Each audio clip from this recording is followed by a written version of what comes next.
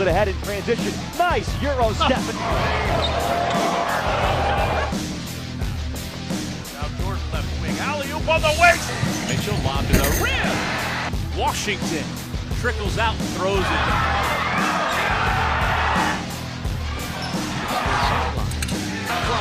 He'll take the three-pointer. That one drops in. What a big-time shot. And welcome to the 2017 MAAC Basketball Championships on ESPN3. Tonight, from the Times Union Center in Albany, New York, it's a first-round matchup between the 8th-seeded Quinnipiac Bobcats and the number 9 seed Niagara Purple Eagles. 11 teams dreaming of cutting down the nets Monday night. And what we have here tonight, first-round games for the right to move on to the quarterfinals tomorrow and Saturday. So the top seed Monmouth, the number 2 seed St. Peter's, the 3 seed Iona, and then the 4 and 5 seeds Siena and Fairfield already waiting in the quarterfinals, and we will see who survives here tonight. And welcome everybody to Albany. Doug Sherman along with Rob Kennedy. So glad you could join us here for a chance to see 11 different teams dreaming of still making it to the NCAA tournament. Yeah, and everybody can throw out their records, including these two teams that have lost a combined 11 straight. They can forget about it because there's still hope. And even Monmouth, who's 18-2, they've got to forget about that. What you got to do right now is focus in on trying to win your way into the NCAA tournament. Okay, and in this first game, the 8-9 between Quinnipiac and Niagara, we've got some star power. We begin with an all-conference guard, Matt Scott, for the Purple Eagles. Well, Matt Scott's been honored each of the last 2 years as part of the third team. He's one of those guys, Doug, that can score it at the rim, can keep you honest from beyond the three, but the strength of his game is the mid-range game. We don't see it as much in college basketball, but from 15 feet, he's real effective, averaging over 17 a game on the season for the Purple Eagles. On the other side for Quinnipiac, they've got a star freshman backcourt led by Mikey Dixon. Dixon has been honored 6 times as the Rookie of the Week in the MAAC. He's fearless, not afraid to go inside, but it's his three-point shooting at 37% that sets everything up from the outside. As you said, a couple of stars. You look at their numbers, 5th and 6th in the MAAC in scoring. You see, as we mentioned, third team for Scott, and then all-rookie team, unanimous selection, and I can guarantee you tomorrow, not guarantee you, but I think he should be the Rookie of the Year, and I think he will be tomorrow when that's announced at 10:30. I agree with you, Rob. Again, our I Love New York key players brought to you by I Love New York, New York State. It's all here. It's only here. Starting lineups brought to you by BSN Sports. First for Niagara, Chris Barton helps to space the floor for Dukes and Scott. They're 2 dynamic playmakers. Maurice Taylor Jr. back in the starting lineup, and Dominic Robb among the candidates for Defensive Player of the Year in the MAAC. For Quinnipiac, Mikey Dixon, Daniel Harris, Peter Kiss in the backcourt, and then Shays Daniels and Abdoulaye Bundu round out the starting 5 for the Bobcats, who come in with an overall record of 10-20, Niagara at 9-22. But again, as Rob just said, well, if you're Coach Casey, you throw those numbers out the window, because what you're focused on now is winning 4 games over the next 5 days and advancing on to the NCAA tournament. It can certainly be done. Tom Moore's team trending in the wrong direction heading into Albany. They last won a game way back on the 6th of February. But again, Quinnipiac, with a dynamic young backcourt, has the ability to knock off pretty much anybody here in this field of 11. Series history, 12th meeting between these two schools. Quinnipiac in its 4th year in the MAAC. Niagara has been a member of this conference since 1989, and we are set for basketball. Rob Kennedy. There you go. And it was indeed Quinnipiac that won both the regular season matchups this year, but they were weird games. How about the first game? Quinnipiac was down by 14 late in the second half, stormed back to win. And in the second game, they led by as many as 26 points early in that ball game, to only see Niagara come back with the chance to cut it to 3 late in the ball game. And not surprisingly, Rob, in those 2 regular season matchups, both Peter Kiss and Mikey Dixon were dynamic. They averaged each 20.5 points per game. So Niagara certainly defensively needs to address that here in the 3rd matchup, the tiebreaker, if you will, for a spot in the quarterfinal round. Taylor left wide open, and that's not what you'd expect for the first 3 points of the night. No, and Taylor, as we said, getting the unexpected start. Surprising, because he's 0 for from beyond the three-point line. That's his first three-point field goal attempt of the season. So I guess he leads the country in three-point field goal percentage. A perfect 1 for 1. Bundu misfires. Dukes and Daniels went after it. And it's Niagara basketball. Rob, how does that happen? And how does he go the whole season without taking that shot?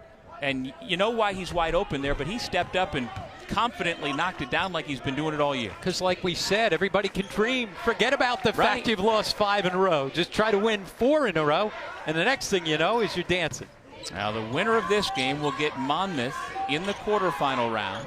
Here's Dukes, the former USC Trojan, off the mark. Daniels had the ball for a moment, lost it out of bounds, and so Niagara will keep.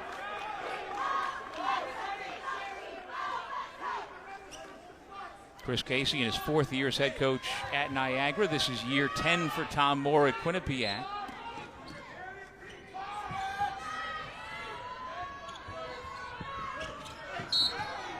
And Scott is fouled by Daniel Harris, the senior from Tampa, Florida.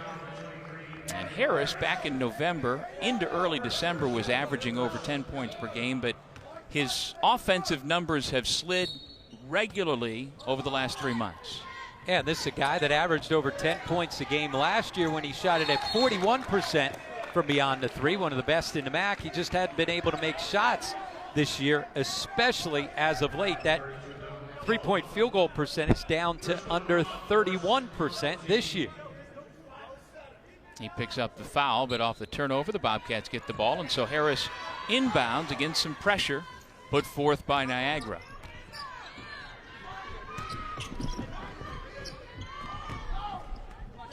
Peter Kiss all alone. He misses his first shot of the night. Bundu whistled for a travel. Well, Quinnipiac really does have a big 3. Dixon, Kiss, and Daniels. But after that, you've got a big drop-off. Dukes misses. Bundu clears. If the Bobcats are going to be successful, they need buckets like that. Daniels with a rim run off the feed from Kiss. Well, neither one of these teams is particularly good in the half court, but if they can get out and run in transition, that's where you can get some easy baskets. But you're right, Doug. One of the keys for Quinnipiac, can they get a 4th or 5th score to go along with those big 3 that have been pretty consistent all season long? Kiss saves it, but it goes to Niagara. And now the officials switch the call, and it will stay down at this end as we take another look. Clearly off of Quinnipiac. I believe the official knew what he wanted to call, just pointed the wrong direction. 17:35 remaining, just underway at the 2017 MAAC Championships. Here at the most common home of this event over the years, ever since Siena, which is the home tenant here in this building, joined the league in '89. Scott off the pull-up for 2. Deep guarded 2, but again, Matt Scott, one of those guys, could string it together. Had 20 points the last time these two teams met, most of those in the second half. And you know, he's the rare guy in this day and age, Rob, who didn't play AAU basketball, played for a small high school. Matt Scott from Brooklyn out of Law and Tech High. He's the only guy from his alma mater to get a Division I scholarship over the years, and his growth has been dramatic over the last 3 years. Pass intended for Scott, well over the mark. It's a turnover charged against Chris Barton. Scott, 3rd team All-MAAC a year ago, 3rd team All-MAAC again this year, and so the last time a Niagara player was honored by the MAAC consecutive years, that was Antoine Mason, the last back-to-back Purple Eagle honoree.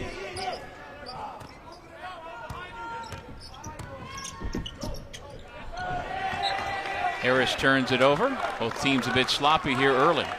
Yeah, that's just unforced. It's not as if there was enough pressure up in the backcourt to turn it over.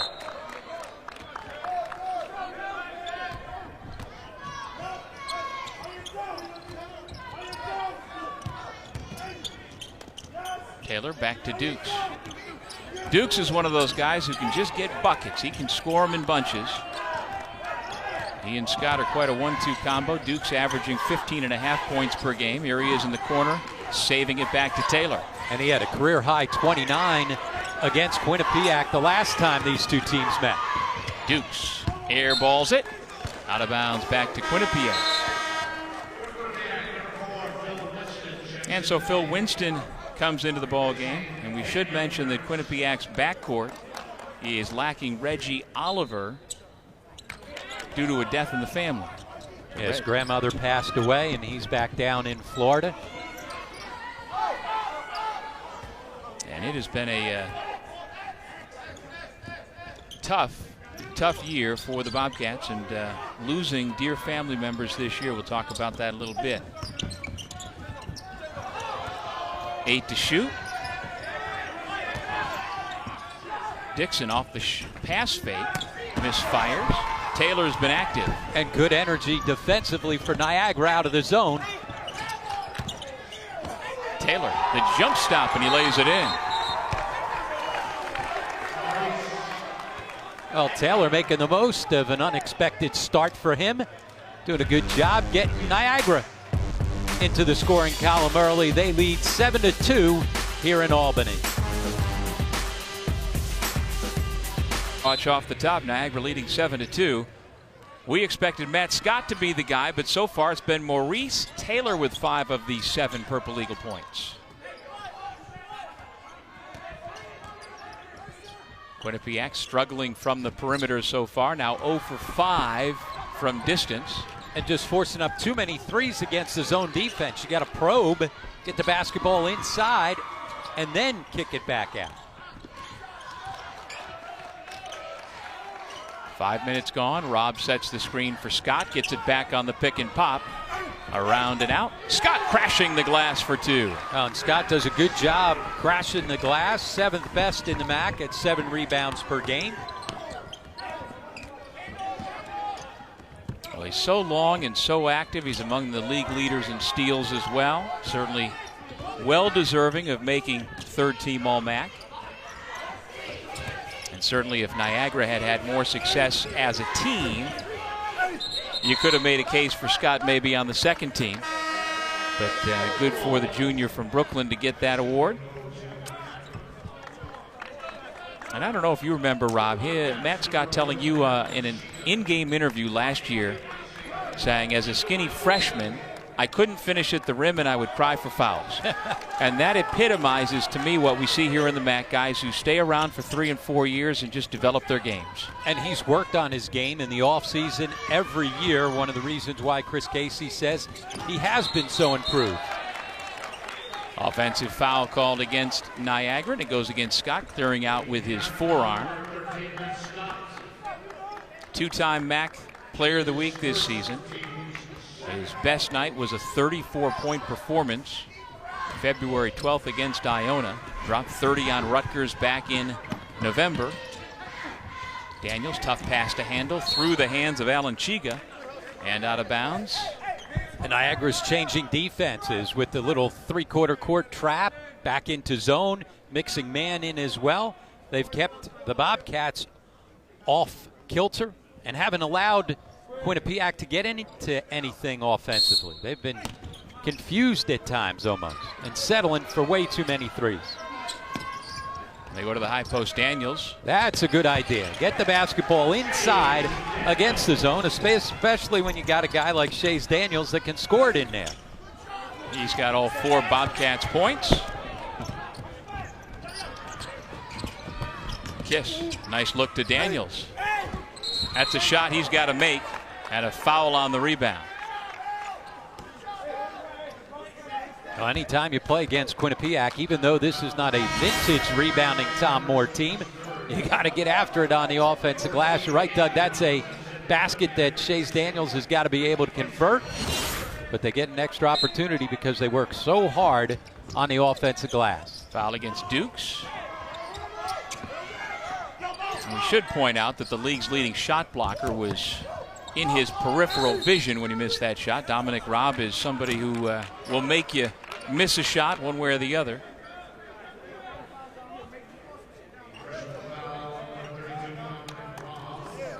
Foul on Robb, the 6'8" sophomore from Pittsburgh, and that is his 2nd personal.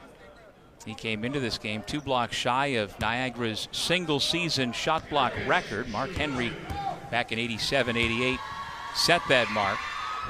Although Dominic Robb, as he heads to the bench, has no block shots in his last 3 games. He'd only gone 1 game previous to that, Rob, without a shot block. And part of that equation is when you get into foul trouble, you can't be on the floor. And that's happened to him recently. See Peter Kiss. Not quite the same energy from him. He's been hampered by the flu. Matter of fact, this entire Quinnipiac team had a case of the flu run through. Scott now with a half a dozen. Well, that time he wasn't crying and looking for a foul. He's bigger, stronger, able to finish up top. Chiga off the spin. Well, any kind of scoring they can get inside from anybody not named Shays Daniels, a big benefit for Quinnipiac. Yeah, the Bobcats playing without Donovan Smith, their terrific senior setter, out with a broken foot. And so Chiga, with that first basket of the night, has already surpassed his average for the year. Chiga with the rebound. Andrew Robinson's come into the game for Quinnipiac. Daniels got it blocked on the way up. Nice job of going up straight. Ollie 2, the rejection. Dukes get denied by Chiga. Oh, good energy for Chiga. You saw the quick catch, spin, and turn, and then showing you his athleticism, making a run to come up with the block in transition. Staying with the much smaller and quicker Dukes. Used his size to swat it away. Yeah, 6'7", 207, a senior from Cameroon who's been with this program for 4 years. Daniels goes out. Bundu has returned. Niagara with the ball, leading by 4. Here goes Scott along the baseline. In trouble, lost it. Bundu picks it up and gives it right back to Dukes. Scott, after getting his feet crossed up with one of the officials, still took the shot and missed it.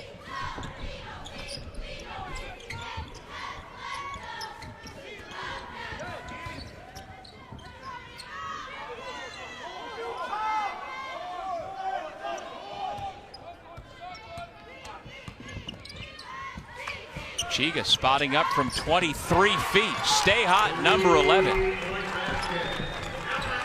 And just his 5th 3 on the season. He's just 4 of 18 coming in, so no reason to guard him out there. That's a first made 3 for the Bobcats by a guy you certainly didn't expect it from. So we got a 3 early from Maurice Taylor for Niagara. His first shot from distance this year. And then the answer by Chiga. And just like that, the Bobcats right back in the ballgame. In this first round game of the MAAC basketball championships, the winner will take on Monmouth. Let's go over to Rob Kennedy a moment ago with Chris Casey. Chris, you guys were effective, especially in the first 4 minutes with your half-court trap. Will you guys stay with that? Yeah, we will. We'll stay with that. We want to be aggressive defensively, and, you know, they're very good at getting in a rhythm of pushing the ball and going and get it off the glass. Hopefully that disrupts some of that rhythm. And you guys got off to a quick start offensively. What do you have to do to keep that going? We got to make some shots. I mean, we had a couple layups around the rim, and we had a couple post-ups and an open 3. Got to make a couple of those. All right, thanks, Chris. Thanks, Rob.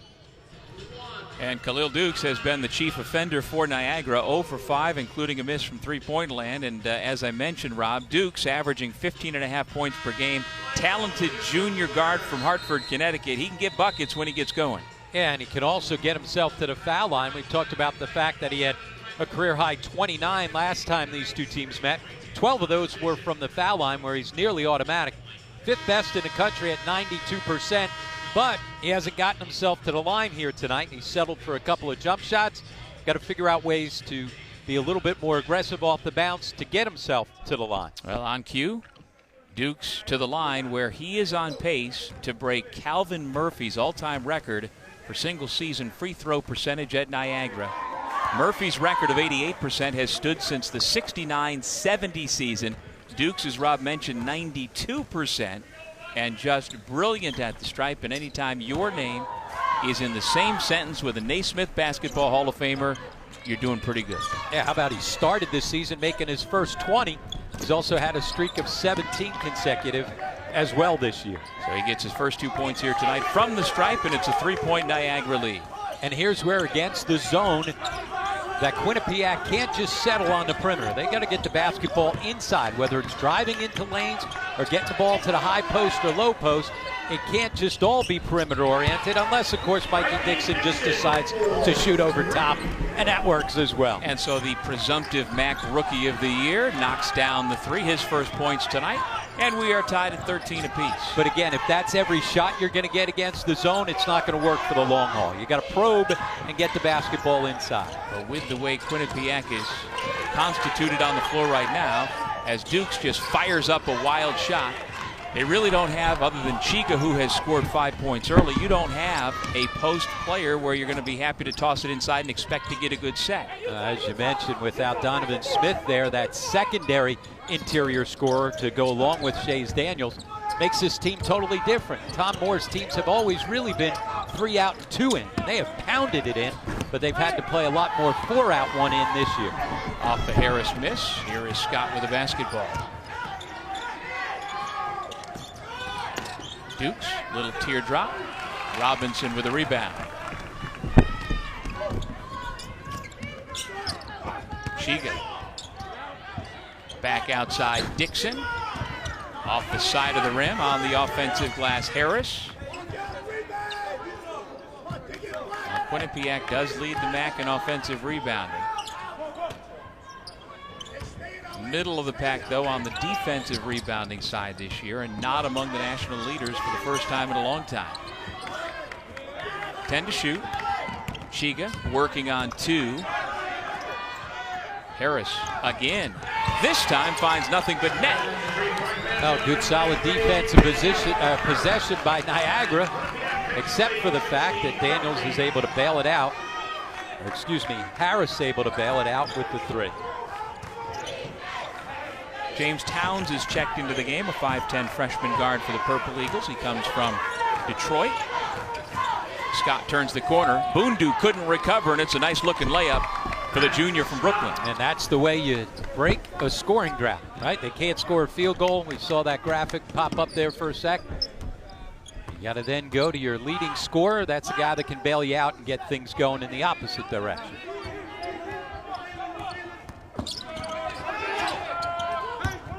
Bundu. And we're going to get an over the back foul on Dixon.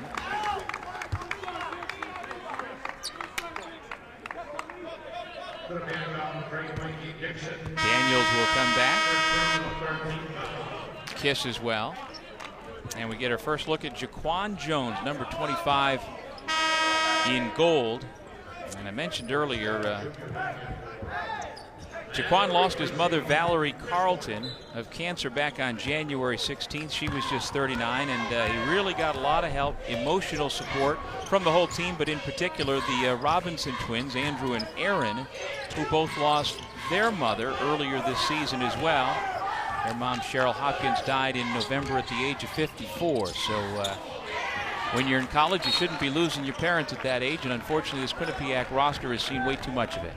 Yeah, it's hard to go through the entire season anyway, but to have to deal with that on top of it, that is not easy. And so not surprisingly, Jaquan took some time. He lists Newburgh as his hometown, but his mom was living down in North Carolina where a lot of the family is, so he had to spend some time down there. And that is Jones misfiring his first shot attempt. And Jones is somebody who has gotten himself a lot more playing time, as much as anything, because of the injury to Donovan Smith. And so the Bobcats need more from Jones. He comes in averaging just about a point a game at 6'7", 180. He, though, suffered a leg injury that was gruesome. Kiss with a bucket. Jaquan Jones suffered a leg injury similar to Kevin Ware's at Louisville a few years ago. Daniels blocks it out of bounds. And Jaquan Jones has actually talked to Kevin Ware about it and has overcome that. So he's had a lot to deal with here.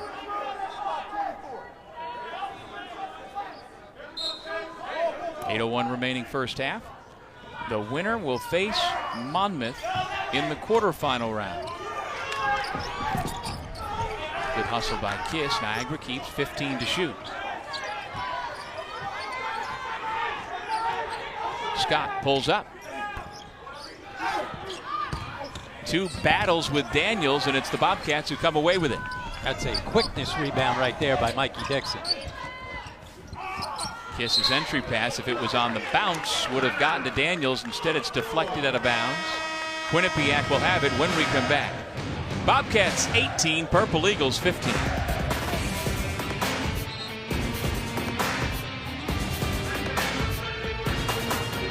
At the Times Union Center, Quinnipiac with a 3-point lead, and Niagara has itself, as we've been talking about, a pretty good 1-2 combination. Dukes and Scott, they rank among the best 1-2 scoring tandems in the MAAC. Of course, Justin Robinson and Micah Seaborn setting the pace. Yeah, Robinson and Seaborn both first-team selections earlier this week, but you're right.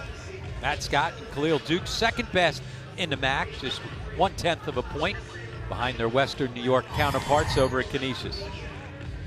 And some of the numbers and names for Quinnipiac's backcourt are really something. Mikey Dixon and Peter Kiss, who both joined the starting lineup together on December 29th. Look at that. Only Malik Monk and De'Aaron Fox for Kentucky, Shamori Pons and Marcus Levette for St. John's.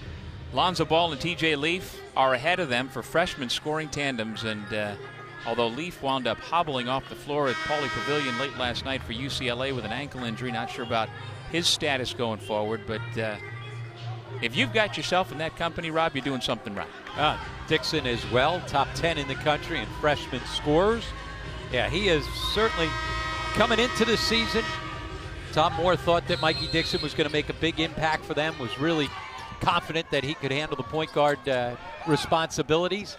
I don't know if he realized he was going to get as much scoring as he did from Dixon. Shane Gatling just off the Niagara bench with a layup.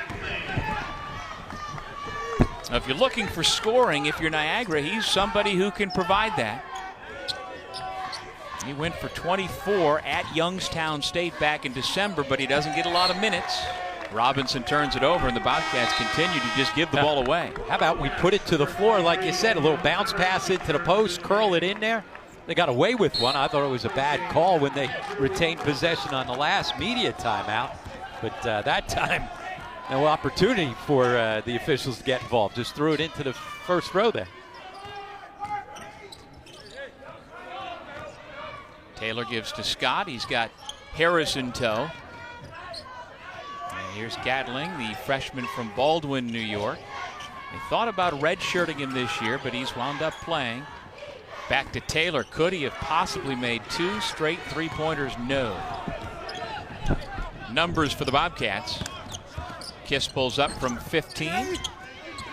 He's still looking for his first made field goal of the ball game. But I like the way that he didn't force the three. He's not a great three-point shooter. What he is he's a terrific athlete and can elevate above guys. Play to your strengths. Yeah, last 4 games, Peter Kiss had combined 0 for 17 from beyond the three-point line.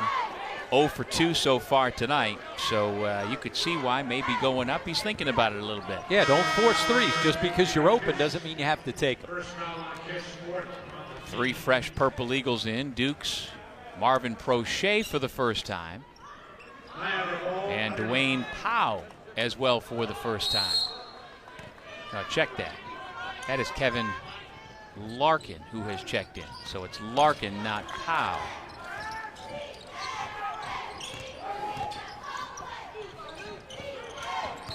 Prochet got his hands on that rebound and was fouled by Chiga.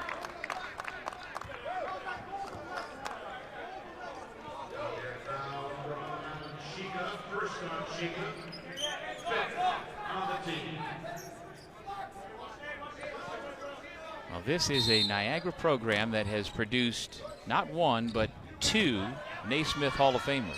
Mentioned Calvin Murphy, class of 70 earlier, the prolific scorer, 2-time first-team All-American. But also Hubie Brown, class of 55 at Niagara, who is in the Hall of Fame more as a coach than as a player, but he was a very good player during his college days with the Purple Eagles. Yeah, the Purple Eagles with a lot of history, some great tradition. You and I were up there a couple of years ago when they dedicated the court to Frank Layton and his wife. Coach Layton jumped on headset with us for a while. That's always fun. Nothing better than hearing from Frank Layton. Frank, like Hubie, they were contemporaries back in the 50s, played basketball and baseball at Niagara. Double dribble against Daniels. and both wound up making their mark at the professional level off the court. Of course, Frank Layden, a terrific coach and administrator, in management, general manager for the Utah Jazz. And one of the great funny men of basketball as well. Yep. Yeah, and that night up at the Gallagher Center, Jerry Sloan came in. Yeah, I mean, we had guys were all back. Yeah. It was you could see the type of impact that Frank Layden and his wife had. Yeah. You know, well beyond Niagara, but it was certainly palpable. You could see how much respect he had earned from his former players, both at Niagara as well as at Utah with the Jazz. Yeah. 18-17, Bobcats with the 1-point lead. Ali 2 goes out.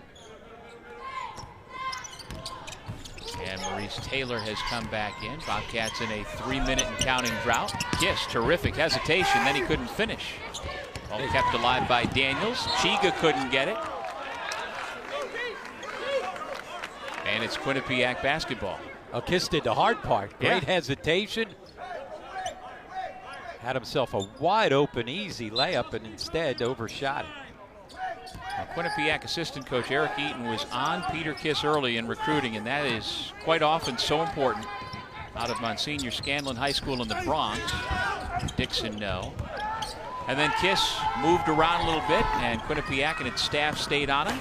Got himself a good one.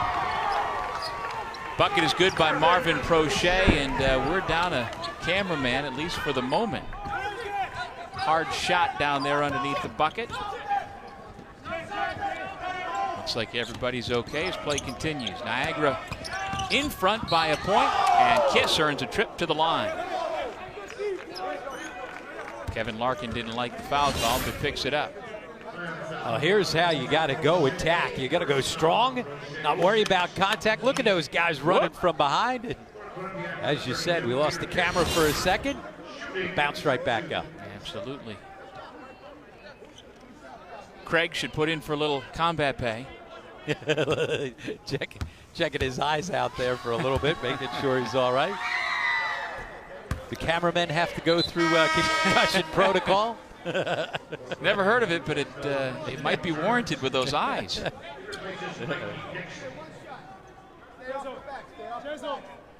Dixon leaves the ball game. Winston is back out there for Quinnipiac. And the folks from Hamden, Connecticut are back in front, 2019. If you're struggling with your shot, getting yourself to the free throw line quite often can be an elixir. Dukes able to get his first made field goal. And Niagara back in front. As you said, he's a guy that can find buckets, not just three-point shots. It's a creative finish as he was driving. Now, last couple of games of the regular season, he was only 2 for 9 combined from the floor, only scored a total of 8 points in those 2 games. And he wasn't even taking shots. He had just 2 shot attempts in the regular season finale. It's hard to believe. Talking to Chris Casey earlier today, he said, hey, I'd rather see him go 4 for 15 than 0 for 2. He's got to be aggressive. They need his scoring. Well, upon leaving USC, Dukes considered Hofstra, Maine, and Longwood University before settling on Niagara. Never really played too much in his 2 years at SC. Prochet banks it in. Niagara back in front. The seesaw continues.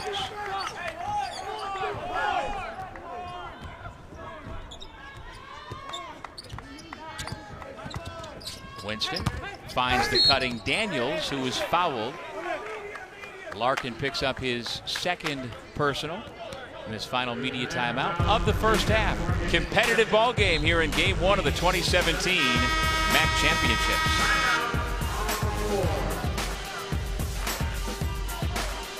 Men's and women's basketball championships here in Albany, and good seats still available for every session here at the Times Union Center. And I'll be curious for the 9:30 quarterfinals Saturday night between Siena and Fairfield. Of course, this is Siena's home building, Rob, and that has been added to ESPNU's schedule for that night. So it's a little bit later than you'd normally have. Siena draws real well. Their last 2 regular season home games, they drew in excess of 7,000 fans per night. So I would think we'll have a good crowd. But you know that 9:30 late tip on Saturday doesn't always tip exactly on time. And I know the good folks here in the Capital Region are well aware of that. So if it's going to be on ESPNU, who knows? Yeah, certainly if it's a 7 o'clock game, you've got you can almost guarantee you're going to hit certain numbers as far as attendance is concerned. But the wild card is being that second game. But with that said, it's a nice feather in the cap for the Metro Atlantic Athletic Conference that the good folks at ESPN have selected that game to fill out their roster of games from all around the country on Saturday night. I'll tell you, I was talking to a couple of the Siena players, Levon Long, before their game at Monmouth last week about the excitement they had as Prochet misses. First time since they were freshmen to play on ESPN2, and it's a fact not lost on them that guys in this league don't get that opportunity all that much. And so you can rest assured that the folks from Fairfield and the folks from Siena, the players, are very excited, even more so, about the opportunity on ESPNU Saturday night. Peter Kiss ridden to the ground, and the foul goes against Barton. And so Peter Kiss gets himself back to the foul line.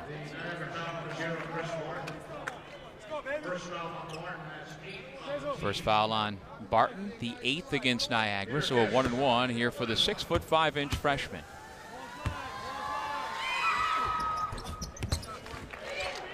And he's a 4-time MAAC Rookie of the Week, Rob. So, you know, about 3 weeks ago, maybe you could have made a case for him surpassing his backcourt mate Dixon for Rookie of the Year, but pretty clear Dixon wrestled that award back. Yeah, by averages 21 a game over their last 4 games and finished it up with 28 in the regular season finale. But certainly that combo, 1-2 punch of the freshman backcourt, certainly makes things for a bright future here at Quinnipiac. And there the two of them are once again getting together in the lane. Had a game earlier this year at Quinnipiac where the two of them were just out quietly pregame, the two of them by themselves at one end of the floor, just shooting. A relationship that, if they're able to stay together, should flourish over the next 3 years. Dukes with the foul shot. And 1 for 9 from the floor. Not a good start, but like you said, Chris Casey telling you, I'll take that over 0 for 2. Yeah, just be aggressive, make things happen. And you know he can string them together. That 29, the career high he had last time against Quinnipiac.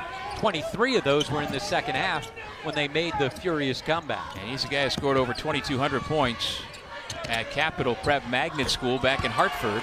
Kiss for 3. And that is a terrific find by Shays Daniels out of the double team in a post to find a wide open Peter Kiss. And that time Kiss had plenty of time to tee it up. First made field goal for Kiss. And as we said, that's his first made 3 in a couple of weeks. Taylor withstands the little push in the back. Missed the layup, though. Daniels with a baseball pass. A good block by Daniels. I think he got a piece of that. Another good chance for Kiss. He couldn't convert. Dukes around Chiga. Tries to get fancy, and it's knocked out of bounds. Niagara will keep on the baseline. Yeah, hard to throw that wraparound behind the back pass when you've got defensive pressure coming up your back. Not a wise decision there. See right here, he goes by the defender, so he's behind you. So what do? You give them an opportunity to get a deflection because you take it behind your back. Barton with the step back. He's somebody who can space the floor if he's knocking down shots. Tied at 27.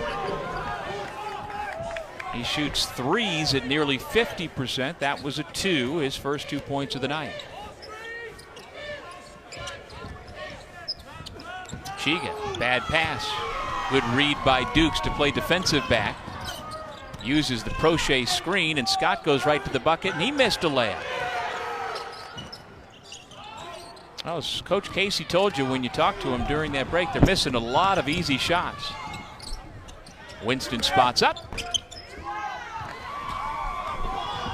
1 minute remaining in the half. Yeah, neither team has shot the ball very well here in the first 20 minutes. Good effort, good energy both sides, but not a whole lot of execution, especially on the half court and the offensive side. And so Niagara calls a 30-second timeout to try and get a good look and this time convert.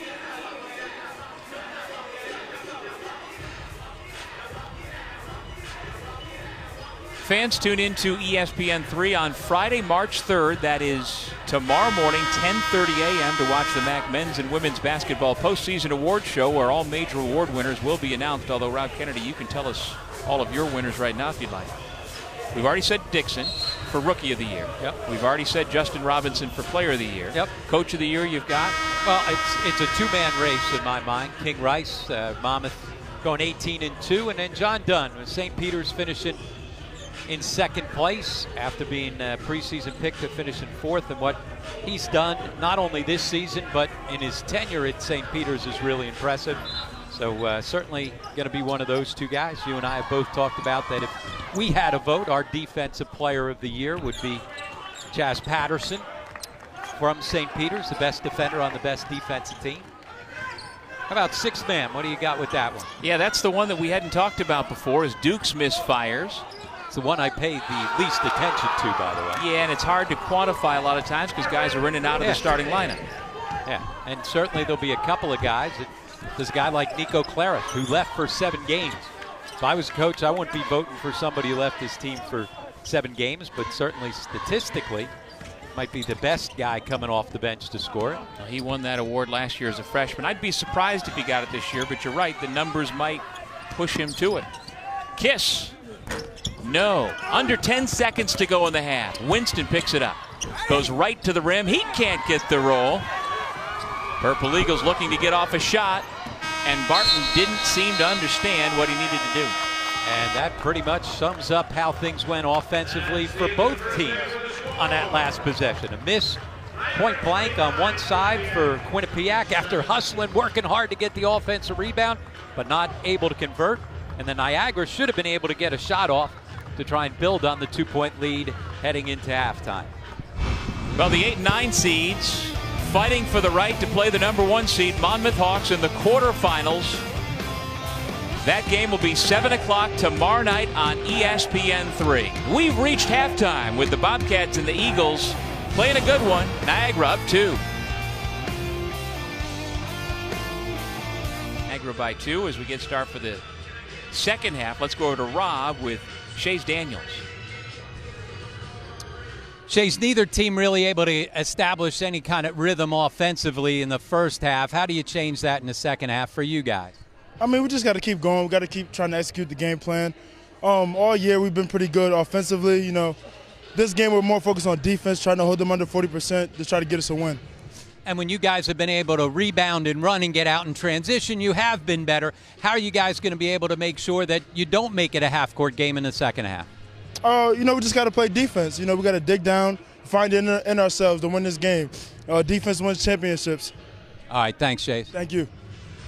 And based on that, the Bobcats should feel good about the fact that they've held Niagara to only 34% shooting in that first half. Niagara should feel good about the fact that they get Dominic Robb back after he played only 6 minutes thanks to 2 personal fouls in that first. And also the fact that Khalil Dukes was 1 for 10 from the field, and you've got a 2-point lead. Bobcats with the basketball first. Here's Daniels over Robb, no. The stick back is good by Daniel Harris. And I can guarantee you at halftime that Tom Moore was talking to his team about rebound, because that was not a very good rebounding first half for Quinnipiac. Harris for 3. 5 quick points for the senior. Well, those 5 quick points are both off rebounds, an offensive rebound and then a defensive rebound that allowed him to get out in transition. So a very fast 45-second start to the second half for Quinnipiac. Niagara gives it back on a slow start, and they've surrendered the lead, 32-29 Quinnipiac. Now up in the 3-quarter court pressure. They had some success with this in the first half. Foul on the pass. Well, this is Quinnipiac's 4th MAAC tournament as Dukes picks up his second foul. And Tom Moore's clubs over the years have lost opening round games each of the last 2 years to Marist and Ryder. The only time that Quinnipiac has won a MAAC tournament game as Bundu misfires was in its first year in the conference when they beat the Niagara Purple Eagles. Three-point bucket is good by Chris Barton, and we're tied once again.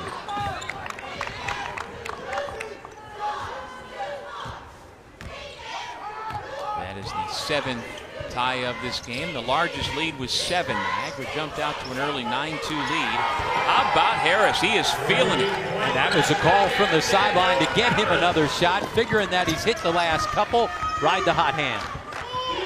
Played a couple of years at Hillsborough Community College down in Florida as Rob draws the foul on Daniels. That's where Rob's got a sense that he's got Big Shays Daniel right over his left shoulder. That's where you got to turn and be able to finish with the left hand. Instead, forced it back in. He was lucky to be bailed out with the foul call. Just the first foul on Daniels. And so Dominic Robb, sophomore from Pittsburgh, gets his first point. He's got a 7-foot, 1-inch wingspan. And they say he once blocked 11 shots in a single high school game back at North Catholic. And then had a good prep school year at the Hun School in New Jersey. One of the reasons why he was able to get a Division I scholarship. Daniels got Rob off his feet, and Rob has quickly picked up his third personal. So Coach Casey, what do you do here? I think they got that on 20 on Taylor. Good call. Rob will stay on the floor, but I like the way that Shays Daniel, as soon as he caught, faced up, see what you got. He's got Rob right there, so instead of pulling up for the 12-foot jump shot, puts it to the floor, try to put some more pressure on the defense. Again, I apologize. That was not on Rob. It went on Taylor, so still 2 fouls on Rob. And on Taylor, that is his first. So Rob stays in the game and grabs the defensive board.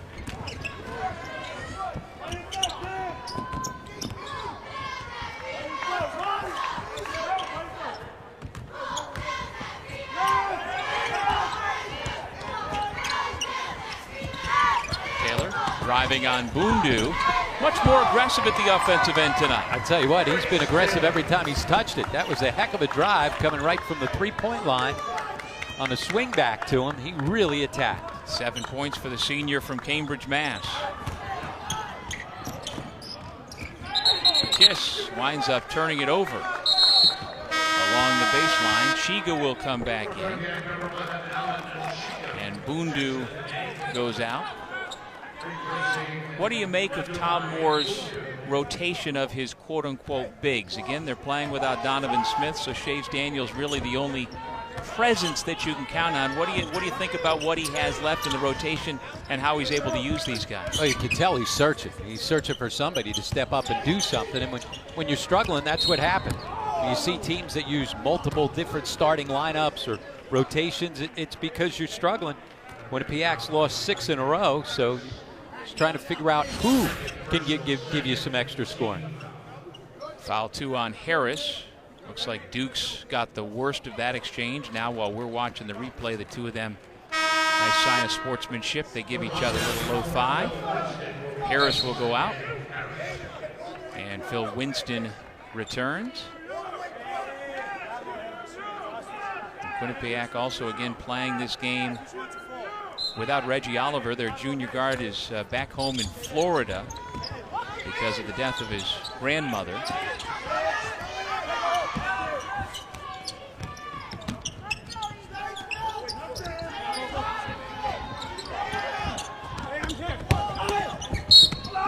Blocking foul. Chiga picks it up, and again the activity for Taylor turning out well for Niagara. Yeah, as we said, he's been aggressive, moving without the basketball. It all starts, though, with him setting screens, and so the defense then is jumping out to the guys coming off the screen. He just shaped right back up, stepped to the open area. Smart basketball, but he's been aggressive. There's Coach Casey, who was a 6-year assistant coach under Norm Roberts at St. John's University. Coach Casey's been around the MAAC before his current tenure at Niagara as well. He was a St. Peter's assistant coach for the '91 team under Ted Fiore. They went to the NCAA tournament. And then he was also an assistant under Roger Blind 4 years later when the Peacocks represented the MAAC. And a couple of head coaching stints as well at Rutgers Newark at the Division III level. And then prior to coming to Niagara, had a good 3-year run at LIU Post. Taking Post to 2 NCAA tournaments in his 3 years. And his stated goal at the start of the year and throughout is, again, he and his staff realize we can't continue to lose players to transfer. Yep. And the total is really eye-opening. 23 guys have left since he took the job. And if they can keep this core together, they certainly should be able to start to move up the MAAC standings. Yeah, continuity right now is the most important thing for the Purple Eagles. Scott, no, Rob had it. But it looked like they called him out of bounds.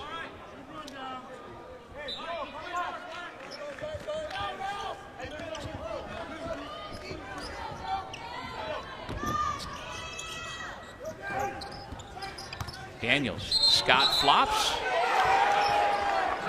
Offensive foul.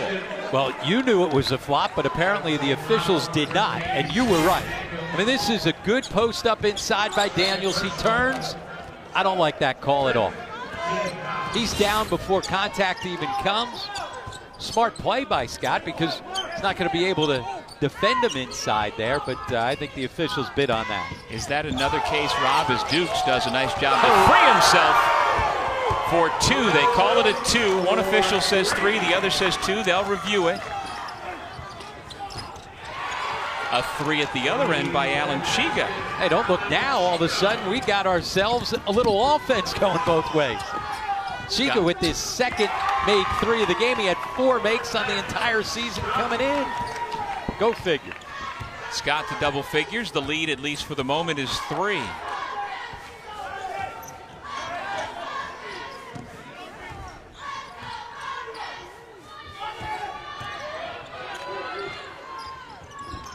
They got to get Mikey Dixon on track offensively. Good job defensively, though, by Niagara to not allow that to happen. I don't think Dixon has even taken a 2-point shot yet tonight. No, he was 1 for 5 from 3 in the first half, and he's not really gotten any good looks here in the second. Nice rhythm jump hook by Dominic Robb. The lead is back to 5.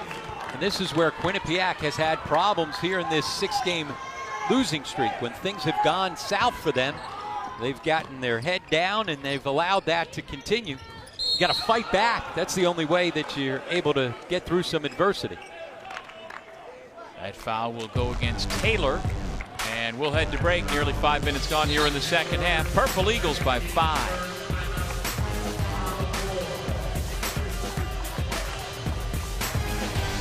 It's on MAAC News, scores, standings, and videos straight to your mobile device. Go to the Apple App Store or Google Play to download tonight, or visit MAACsports.com/mobile for more information. With Rob Kennedy, I'm Doug Sherman here at the Times Union Center in downtown Albany. And Rob, you got from Ron Tyberski, the official, the word 3 or 2? 3. He went back and took a look at it on tape, which is one of those new rules where you go back and don't stop play. You get to the next media timeout. So indeed it was a 3-point basket. So Niagara up by 5. Quinnipiac with the basketball. Chase Daniels lost the dribble. Nice job by Dukes to dig it out. But he was on the baseline touching the ball, so Quinnipiac catches a break. No change of possession, so 25 on the shot clock.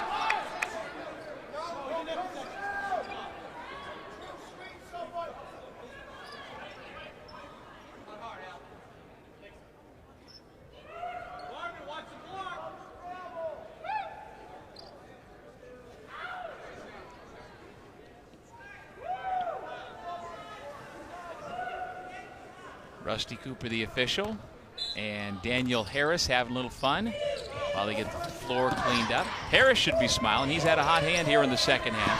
Daniels, another miss in close. 3-on-2 Niagara. Dukes wide open. And Daniels, good hustle to grab the rebound. And he didn't have the elevation that he usually has on that jump shot. You can see he's trying to will it in. Duke's now 2 of 12 from the floor. And he comes in at 43% of the year from three-point range, so he certainly can do it, just hasn't been quite right lately. Taylor with a rebound. Daniels hits the deck. That gives Niagara a chance for numbers, and without a rim protector, Barton has a chance for three. Oh, you're right. With Daniels not able to make the trip, a lot easier for Niagara to pound the basketball inside. And when you do, and you've got an opportunity to show the basketball, right there, the ball fake gets Daniels off his feet, not once but twice, and then able to convert. Nice finish by Barton through contact. And so the sophomore from Pontiac, Michigan, out of Avondale High School, at the line. That foul was on Harris, his third. Barton's having himself a nice game with 9. And this is the largest lead of the ball game at 8. Kiss, open 3. Yes! Well, that's what you got to do against the pressure. You've got to be able to score it at the back end, because if you don't, just taking care of the basketball and not turning it over is not enough. You got to make teams pay for trying to stretch the floor defensively. Wow, boy, did Barton go attack the rim on that.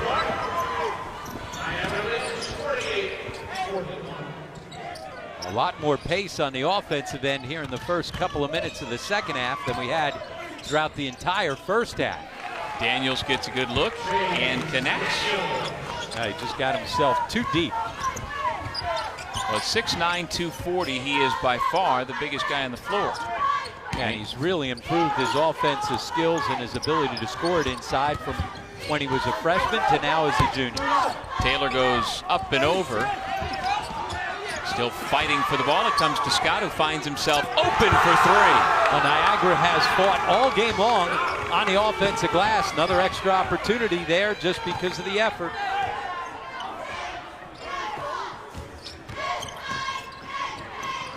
Robinson gets those 3 back for Quinnipiac. That's what he does. He's a guy that can make it from beyond the three-point line. But Quinnipiac's got to get some stops at this end of the floor. It's become too easy for Niagara on the offensive side. See the second half three-point shots. It's amazing how games change like that. Scott no on the spin. Taylor had it blocked by Daniels. Taylor's closing in on double-figure rebounds. And again, in the first half, these two teams, Rob, combined 4 for 16 on three-pointers. This half, they can't miss.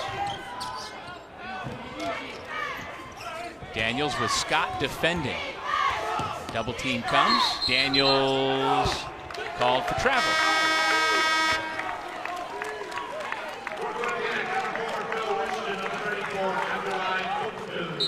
Bundu and Winston in. Kiss and Daniels out. James Towns will take the place of Khalil Dukes. Dominic Robb hustles to the scorer's table. He'll give Taylor a blow. I almost get the feel in this game, Rob, if one team can have one sustained run, that could be it. And that's how each of these two games went. You know, Quinnipiac was down first time they met, down by 14 late, made a big run to finish off the ball game with the game winner by Mikey Dixon. And in the second game, it was a long extended run early that got Quinnipiac the 26-point lead, and they were able to hold on. Towns is fouled, and we'll have free throws when we come back to the Times Union Center in Albany. In the lead, let's now get the thoughts of Bobcats head coach Tom Moore. Tom, you guys have gotten beat up a little bit on the backboards here as of late. How do you clean that up?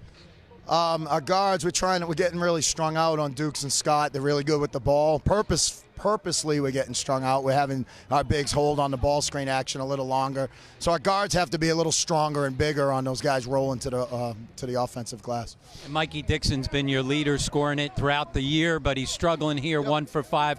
What can you do a little different to try and get him going offensively? Well, I think we're going to try to run some more ball screen stuff down the stretch and try to turn the corner a little bit more. And I think sometimes when we run continuous ball screen stuff, it gets us more aggressive. Sometimes we find him open on the weak side. All right, thanks, Tom. All right, thanks, Rob. NCAA March Madness heads back to Buffalo later this month, March 16th and 18th, and you can be there to share the experience with your family and friends. Visit ncaa.com/MBB tickets for ticket and hospitality options. That is Western New York, about 4 hours from here, where we sit in the capital region. And there is one of the all-time greats in Niagara history, Tyrone Lewis, who a decade ago was the MVP of this event. He helped lead Joe Mihalik's Purple Eagles to the NCAA tournament, Rob, for the second time in 3 years, and he still looks like he could go for 30 tonight. He looks like he could get out there and play. He's enjoying his time now. Played overseas for a while. Got a chance to talk to him a couple of times throughout the season. Really enjoying his new role, being able to mentor guys. And when he talks about effort, energy, and how hard he played, you know it. Yeah, if you see some tapes of how Tyrone Lewis went at it, you're going to bring the energy and the effort yourself. And that's what Niagara's done here. They have had more effort and energy than Quinnipiac has had. And a couple players flanking Coach Lewis, giving him the business. He looked up on the Jumbotron. He's like, what are they saying about me? But a decade ago, there was no explosive. It's all good. Tell them it's all good. We're all saying good stuff. And they're still giving it to him on the bench. No more explosive talent out of a backcourt position in the MAAC. And again, Joe Mihalik had quite a run there. Remember 2 years earlier, back in 05, when Juan Mendez was the MAAC tournament MVP, and they also went on to the NCAAs. That 05 championship was here in this building. 07 was in Bridgeport. But Niagara certainly knows its way around the Times Union Center. They would love to pick up this win and get a chance to take down the regular season champs tomorrow. The winner of this game gets Monmouth in the quarterfinals.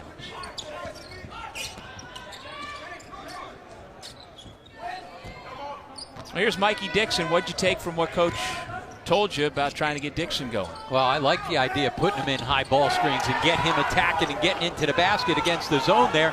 At least on that possession, not like the possession before, they finally get the basketball into the paint area. Way too much on the perimeter against the zone defense. And you know, you just said, rather than paint, you said paint area or painted area. You know who made that a popular phrase? Niagara alumnus, Hubie Brown. There you go. It's all about the painted area. Peter Kiss on the grab. Prochet asking for a intentional foul, not going to get it. Right, when did it become the painted area? So the paint was okay, the lane was okay, now it's the painted area. There it is, not even painted here in this building. It's clear. Well, now it's the different shadings of the stains on the floor. Much more subtle. Yes. You know what, Alan Cheegan. Before long, we'll have to call it the stained area. Stained area, right, and then they'll change it again, they go back to painting it. We've got to mention that Alan Chiga has himself a new career high. He has shattered his old career high. Senior from Cameroon has 11 points. His previous career high was 7 against Vermont a couple of seasons ago. You always talk about the fact that seniors don't want their career to end. Certainly, he's done his part. He needs some of his freshman teammates to step up and do what they've done throughout the season, and that's lead them in scoring. Mikey Dixon, I don't think he's got a shot attempt here in the second half. Until that deep three that he buries. And he gets the open look because of the ball fake on the pass, gets the defense moving. That was his first shot attempt here in the second half. At least he made it good. Rob, I think his only 2 made threes, you have been in the process of saying they should do something, and he's made it both times. So in other words, you should say Tom Moore would like me to say that more often. No question. No question. Chiga gets called for the foul off of Rob Kennedy's urging. We'll see that pass fake is what gets the defender off him just enough to be able to get the look. And that foul was number 4 on Chiga, and so he'll head to the bench, and Daniel Harris comes back in.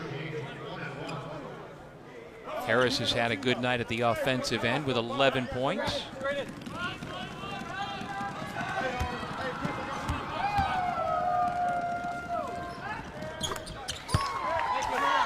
And Barton has provided a nice spark, especially here in the second half. The youngest child of Tanisha and Chris Barton in the Detroit area. Duke's in, Scott out. Scott's been quiet so far here in the second half.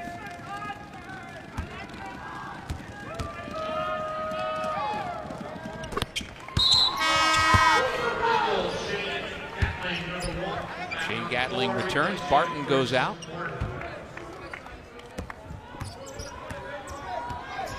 Chris Casey's been able to use his bench a little bit more so than Quinnipiac has. A couple of these freshmen, Peter Kiss and Mikey Dixon, have played tons of minutes as the season has gone on, and that's always a concern. How are they going to be able to fight their way through it? Looks like with the losing streak, they may have lost some gas late, but no gas lost right there. Rob, the turnover. Dixon gets his first 2-point bucket of the night. Back to a 3-point game.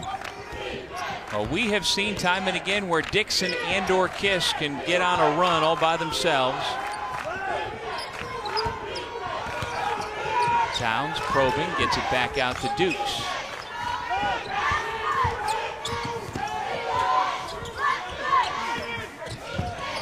Rob has a mismatch, but they can't get it to him. Towns, as the buzzer sounded, Rob on the rebound.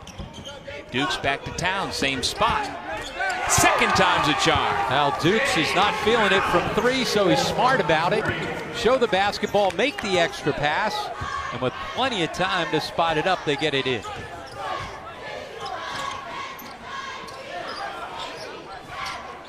Cross court to Robinson. And Prochet's got it. Towns hustles it into the front court. Good decision. Yeah, had no one with him. Yep. Duke's calling for the high ball screen from Rob. Gets it and finishes. Now on the switch, he knows he's got a quickness advantage. Certainly Daniels has the size, but Duke's able to scoot by him. Timeout, Quinnipiac.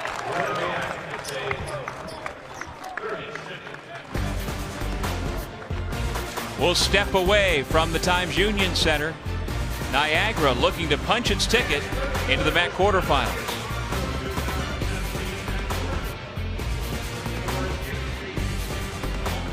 The defensive struggle in the first half has opened up quite a lot here in the second.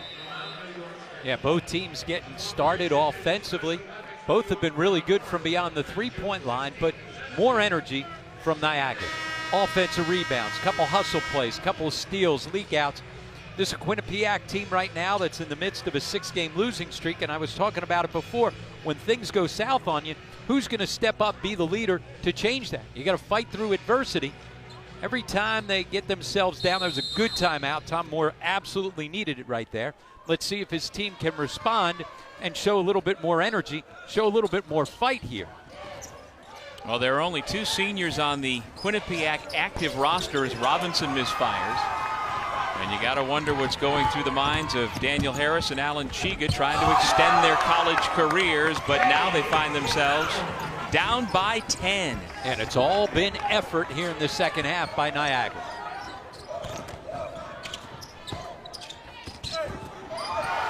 Winston missed the layup. Towns back the other way. And again, he waits for his teammates to join him.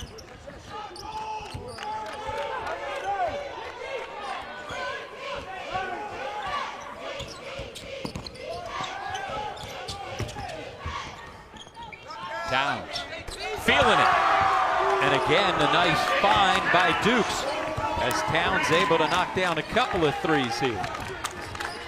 He went for 17 in a non-leaguer against Drexel back in November when he went 5 for 6. Towns has that sort of shooting ability. Mikey Dixon's got to make something happen. That's not making something happen. You're on a 10-0 run on the wrong side of it. Game's in jeopardy. Your best player's got to step up. I don't care if he's a freshman or a senior. Your best guy's got to play like the best guy. Taylor against a triple team with a shot that had no chance of going in. They need that. Front rim Robinson. Harris, he's in a tough spot. Do they grant the timeout? No.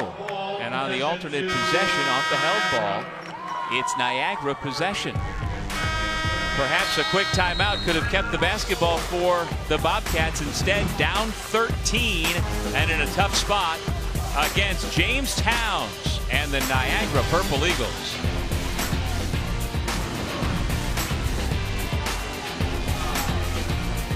On the men's side, this is the first of 3 first-round games being played tonight here in Albany.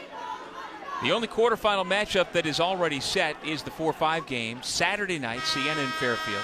And Rob, we haven't talked about the inherent advantage for finishing either first or second in the regular season. It's shown there. Monmouth and St. Peter's get to play their quarterfinal games on Friday. And presuming they both win, they would then get a day off between the quarterfinal and their semifinal game. And I'm all for giving the regular season champion as well as the second place finisher any advantage that you can. You play 20 games throughout the regular season. I think there's got to be, besides seeding, there's got to be something else that you get when you have a great regular season. That inbounds pass hit the side of the backboard.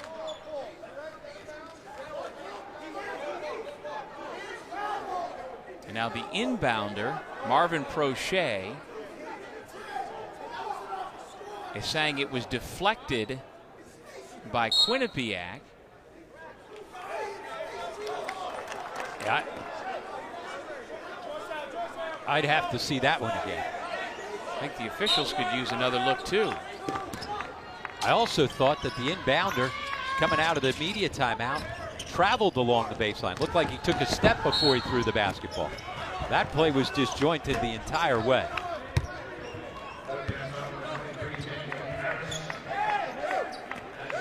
Fourth foul on Harris.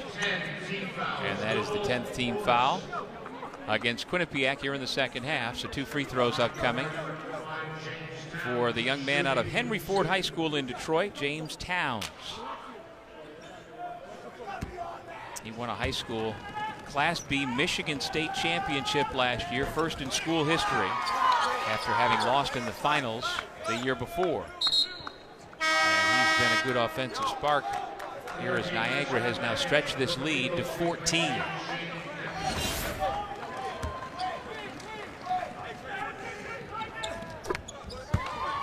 Couple of free throws for Towns. Gives him double figures, and the lead is 15. Niagara back into the zone, and they have really kept Quinnipiac on the perimeter. That time at least kissed by putting the ball to the floor. Gets into a gap. He certainly has the size and physical ability to get there. And then he usually finishes when he does, although we've seen him leave a couple of short tonight. That foul was on Dukes, his third, as Harris hits for 3. Now let's see if Quinnipiac, with the full court pressure, can create and manufacture some energy.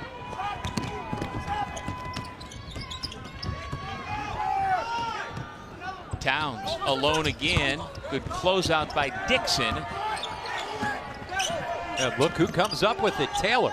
He got things started with those 5 quick points. He's in double-figure rebounds, and rebounding has certainly been the advantage to the Purple Eagles. No reset of the shot clock on that air ball, so Towns has to go, and that he does. And Niagara has made good on those extra opportunities on the offensive glass. When was the last time, Doug, you saw a Quinnipiac team get out-rebounded by double figures on the backboards? Down 12 right now. One of the reasons why they're down 14 on the scoreboard. If that's on Chiga, that's his 5th, and he is staring at potentially the end of his college career. As you said earlier, Doug, he has a new career high. He gave him good effort, energy here tonight. Just didn't get enough from his teammates. And so unless his teammates can erase this 14-point deficit, Chiga has played his last game as a Bobcat.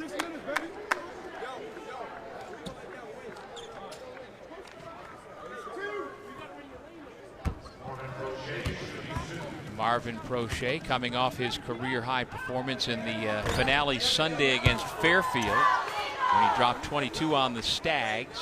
Gets the roll on the first.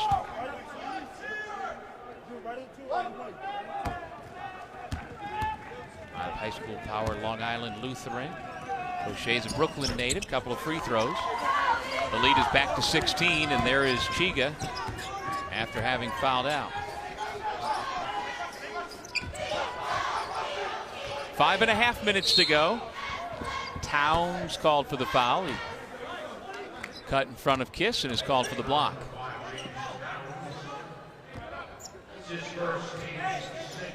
Just the 6th team foul against Niagara, so a non-shooting foul. Andrew Robinson, Mikey Dixon, Daniel Harris, Shays Daniels, and Peter Kiss, the 5 on the floor for the Bobcats. There's where you got to go against the zone. You got to get the big guy touches. The zone right now, you're worried about three-point shooting, so they're going to be so spread. You got to get the ball into the high post or into the paint.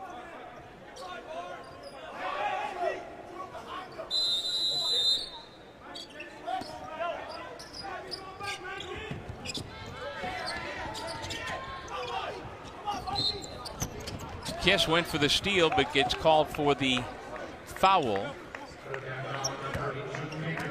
Just a little late getting there. Remember, we talked about the fact that Kiss has been fighting the flu. He's had limited practice time the last week or so. He was a unanimous selection for the MAAC All-Rookie team announced earlier this week, along with Mikey Dixon.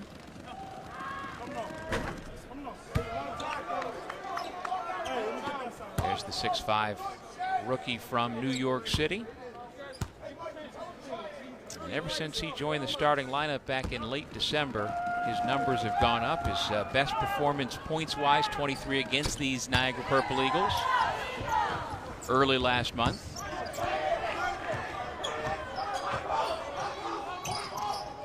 Kiss. It's a great look and stroke. I'm surprised he doesn't shoot a better percentage. Yeah, just 27% from beyond 3. Mostly because he was struggling so much in the last 8 games, was just 4 of 30 from deep coming in. So his percentage earlier in the season was up.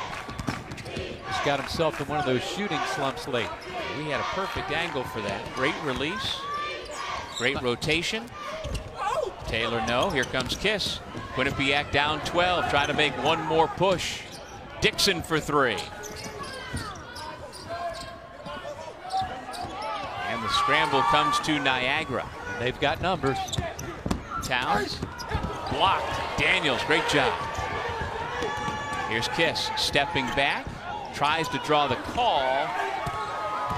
You need good possessions right there. You're trying to cut into it. I know he was thinking that maybe he'd get 3. You just got to make yourself in a position where you get yourself a better look at the basket. And that last stretch there, Rob, had a little playground feel to it. Yes. Back and forth. You can sense the desperation on Tom Moore's club. And also the frustration on Tom Moore. He ended up getting teed up. He was looking much like Peter Kiss was. He was looking for that call to get to the line for 3. I thought it was a good non-call. Well, no question who you'd send to the free throw line, as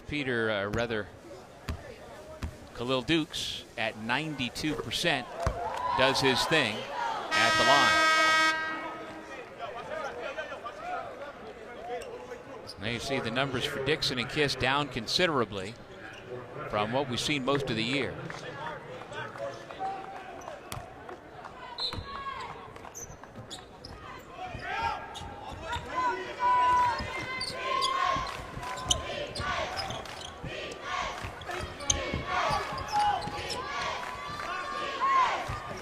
Scott turns the corner, and the foul on the shot.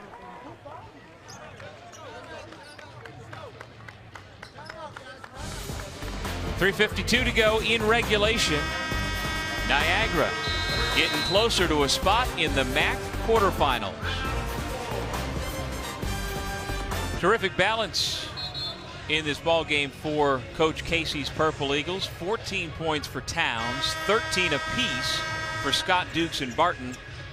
But then again, Rob, you and I keep coming back to Maurice Taylor. He's got 8 points, but the energy, 14 rebounds to lead the way for a Niagara team that has dominated the glass against these Bobcats. Yeah, plus 12, and that just shows you what kind of effort and energy that they've had, especially in the second half.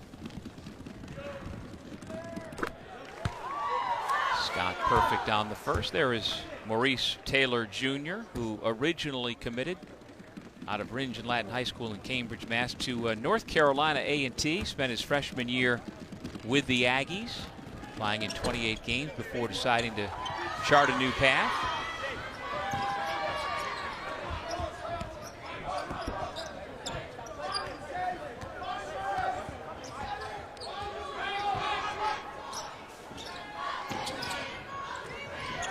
That pass from Dixon right to the hands of Scott, who bounces it up ahead.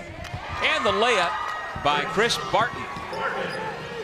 They've had really good scoring balance. A lot of different guys have contributed.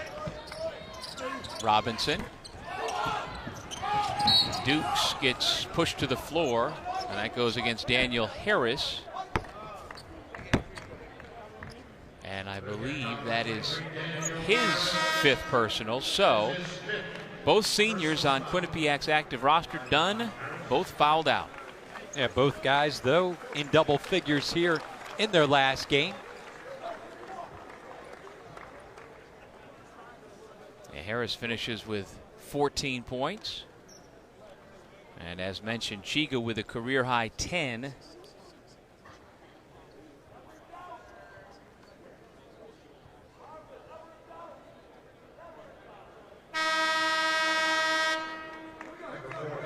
And so now Harris, he is officially replaced in the lineup by Phil Winston.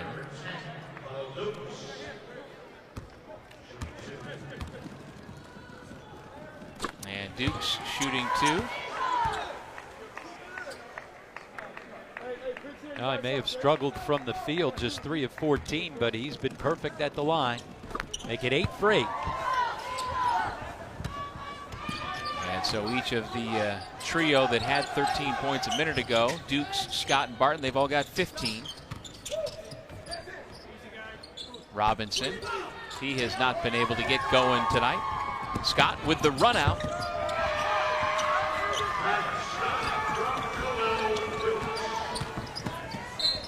Winston draws the foul. If you're Coach Casey, do you take your starters out at this point with the idea that, boy, we got to try and keep up with the highest scoring team in the league tomorrow? Yeah, up by 20, time to get, even though it's 3 minutes for coaches, sometimes they can't survive 3 minutes with emptying the bench. But, yeah, you got to start thinking about getting guys some extra minutes. But Chris has been able to utilize his bench throughout the game, so he's had guys coming in and out. One of the reasons why I think their energy has been better, he's had the longer bench here tonight. Yeah, no doubt. We've seen considerable minutes for Gatling, Towns, 2, and Larkin off the bench, which we normally don't see as much of.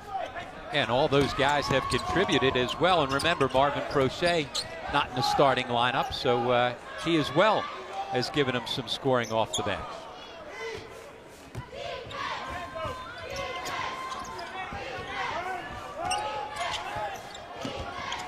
Four to shoot. Dukes. Taylor and Winston tangled, and the foul goes against Niagara.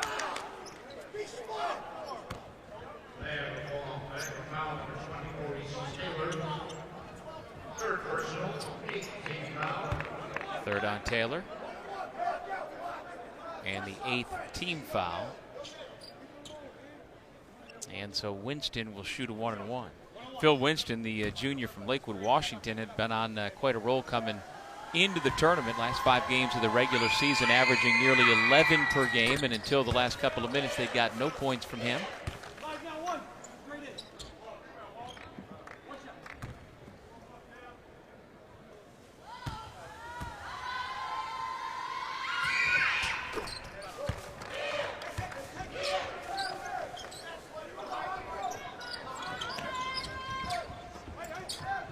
Easily broken once again. The pressure, that's 3 straight times.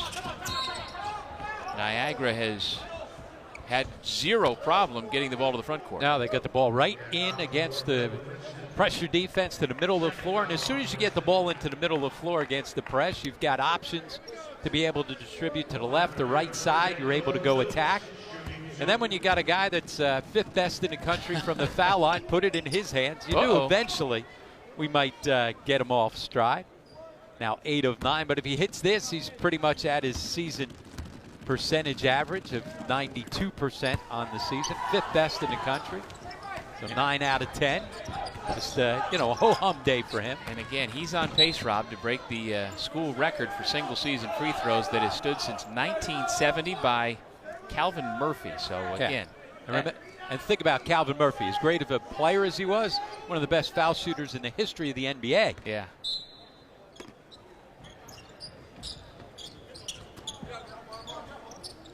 .2:15 to go.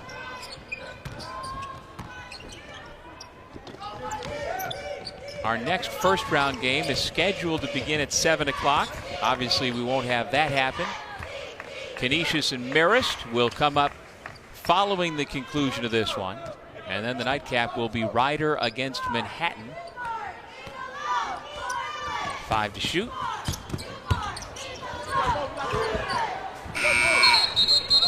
That's where Taylor was a little too unselfish. He had caught the basketball right underneath the basket. You got to go up and score it instead. A violation on the shot clock.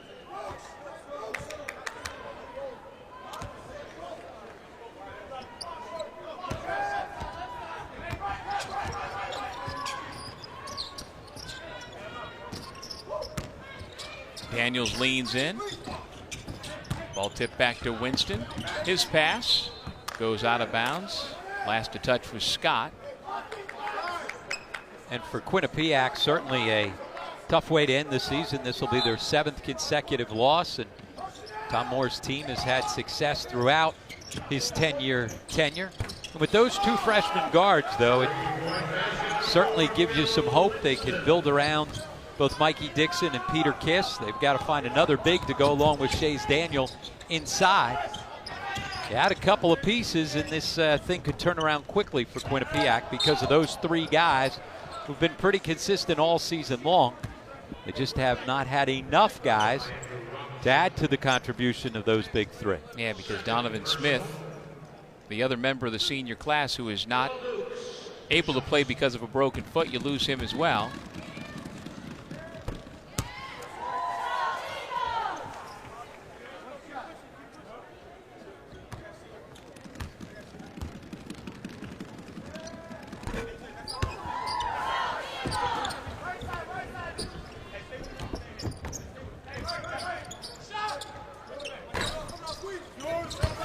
Robinson gets the kiss, miss, and then lost it. 1 minute. Pressure broken over the top of his team. Scott will hold it on his hip.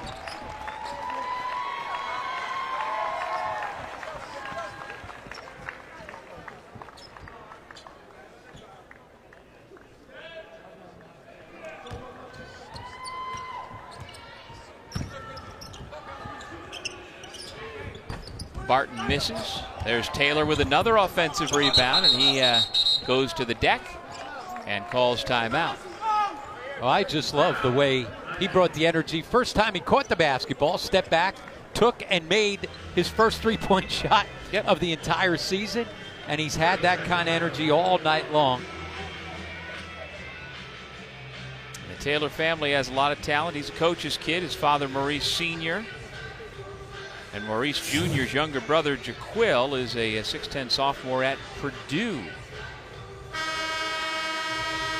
Here's what's to come on the ESPN networks from the MAAC Championships in Albany. Everything on ESPN3 as always. And then that one men's quarterfinal Saturday night, 9:30 between Siena and Fairfield will be on ESPNU. And then Monday, the women's championship, 5 o'clock on ESPNU. And then the men's title game, ESPN2, 9 o'clock tip.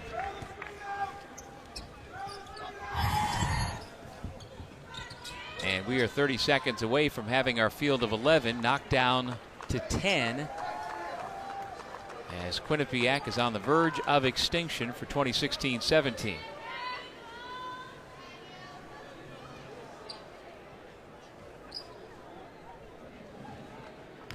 Greg Tarka has checked into the game, a junior from Montgomery, New Jersey for Quinnipiac. Get his name in the box score. Cameron Young as well. Scott with the bucket. Tarka fires, and that does it for the Bobcats. Their season comes to an end while Niagara advances to take on regular season champion Monmouth in the quarters. Chris Casey's team had good energy, and then they got things going on the offensive end there in the second half. Had just 29 points at halftime, an offensive explosion for the Purple Eagles here in the second half. Great balance. Matt Scott led the way with 19 points. James Towns, a key 14 points off the bench. Niagara survives and advances. Back with our post-game report right after this.